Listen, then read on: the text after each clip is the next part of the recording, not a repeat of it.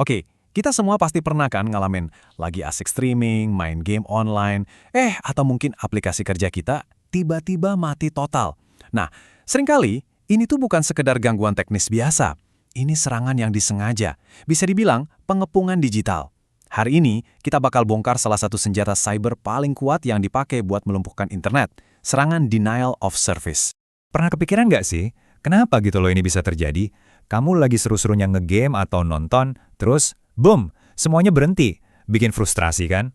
Nah, ada kemungkinan besar kamu baru aja jadi korban nggak langsung dari sebuah serangan siber yang masif. Oke, mari kita selami lebih dalam. Kita mulai dari bagian pertama, saat situs web menjadi gelap. Sebenarnya apa sih yang terjadi di balik layar? Nah, ini nih yang menarik banget. Tujuan serangan denial of service atau DOS itu bukan buat nyuri password atau data kartu kredit kamu.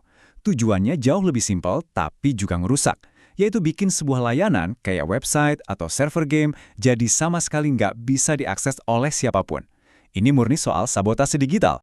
Cara paling gampang buat ngebayanginnya adalah seperti kemacetan lalu lintas, tapi versi digital. Yuk, kita lihat gimana konsep ini bekerja.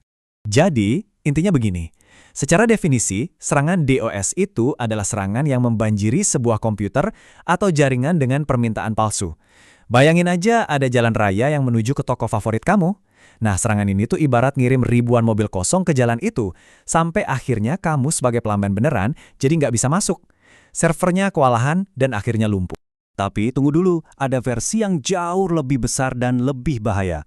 Ini perbandingan antara DOS dan saudaranya yang lebih kuat, yaitu DDoS atau Distributed Denial of Service. Kalau DOS itu serangan satu lawan satu dari satu komputer, jadi lebih gampang dilacak dan diblokir. Tapi DDoS, wah ini serangan keroyokan, datangnya dari ribuan bahkan jutaan sumber secara bersamaan. Dan inilah yang bikin ngeri, nyari siapa dalang di baliknya itu hampir mustahil. Coba lihat diagram ini. Ini serangan DOS klasik. Satu penyerang, satu aliran traffic jahat, nyoba buat bikin server kewalahan. Ibaratnya kayak satu orang teriak-teriak di ruangan yang rame. Ganggu sih, tapi ya masih bisa diatasi. Nah sekarang, lihat yang ini. Ini DDoS. Bukan lagi satu orang yang teriak, tapi ribuan orang teriak barengan dari segala arah. Si penyerang utama, dia ngumpet di balik kerumunan komputer yang udah diretas ini. Inilah yang bikin serangannya jadi dahsyat banget. Jadi, dari mana datangnya kerumunan ini? Selamat datang di dunia pasukan zombie. Nah, ini bagian yang agak serem, karena pasukan ini bisa jadi terdiri dari perangkat kita sendiri. Pasukan ini disebut botnet, sebuah jaringan komputer yang udah terinfeksi dan diambil alih, yang dikenal sebagai bot atau zombie. Komputer-komputer ini, tanpa sepengetahuan pemiliknya, cuma nungguin perintah dari seorang dalang buat melancarkan serangan serentak. Terus, gimana caranya komputer biasa, bahkan mungkin komputer kamu, berubah jadi zombie? Prosesnya itu ternyata simpel banget dan tersembunyi. Pertama, penyerang nyebarin malware, seringnya lewat email phishing atau file downloadan.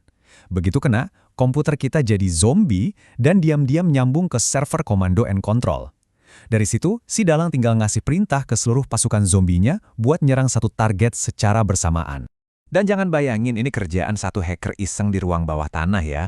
Seperti yang bisa kita lihat di bagian ini, kejahatan siber modern itu udah jadi bisnis besar. Sindikat-sindikat ini operasinya udah kayak perusahaan. Ada bosnya, ada manajernya, sampai ada stafnya. Mereka membangun dan bahkan menyewakan botnet ini, jualan serangan DDoS sebagai jasa ke siapa aja yang mau bayar. Ini udah jadi industri gelap yang sangat terorganisir dan pastinya sangat menguntungkan.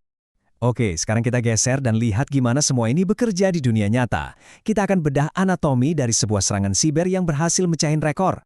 Studi kasus kita adalah serangan Rapid Reset yang menimpa Google pada tahun 2023. Ini adalah salah satu serangan terbesar yang pernah tercatat dalam sejarah internet. Siap ya? Di puncaknya, serangan ini menghantam infrastruktur Google dengan 398 juta permintaan per detik. Coba cepat bayangin seberapa masif angka itu. Angka itu lebih besar dari total permintaan yang diterima Wikipedia dalam sebulan penuh. Tapi ini terjadi setiap detiknya. Gila. Dan inilah wujudnya. Grafik ini nunjukin kayak gimana pengepungan digital itu. Puncak serangannya 7,5 kali lebih besar dari rekor sebelumnya.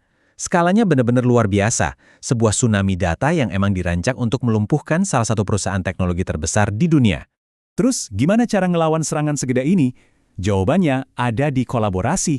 Nggak ada satu perusahaan pun, bahkan sekelas Google, yang bisa nahan sendirian. Pertahanannya butuh, seperti yang dikatakan sumber kami, sebuah upaya kolaboratif lintas industri.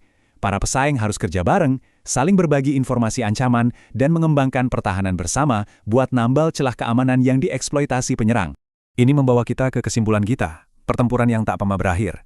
Ini adalah perlombaan senjata digital yang nggak ada hentinya.